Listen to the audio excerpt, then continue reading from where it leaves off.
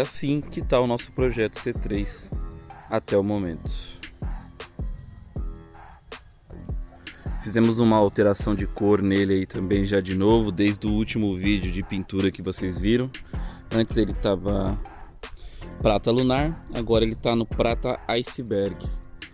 Aquele azul que estava antes estava muito forte, então eu resolvi dar um toque um pouco mais sutil com o prata iceberg, que ele tem um azulado, mas é bem mais sutil do que o prata lunar. Já colocamos também um joguinho de roda aro 16 do modelo mais novo, né? A grade, que muitos aí perguntam, né?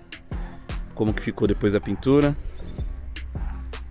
Agora aqui depois, os próximos capítulos, vamos colocar as lentes novas, fazer uma customização completa aí dos faróis. Vamos fazer também algumas alterações aí no jogo de roda, né?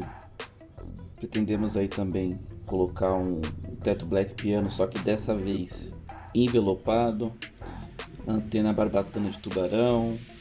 Vamos colocar também um jogo de rodas personalizadas aí branca. Vamos transformar, né, esse jogo de roda aí padrão original, só que vamos dar uma tonalidade branca para eles, né? O carro também já está com um joguinho de molas esportivas. Dá para perceber que o carro está um pouquinho mais baixo, né? E ao longo aí dos próximos episódios vocês vão acompanhando passo a passo como vai ficar esse projeto. Vem muita coisa legal, não só para ele, mas para os outros projetos aí que vão entrar no canal e que já estão andando no canal, né?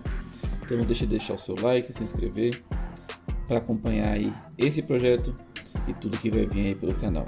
Valeu e até a próxima!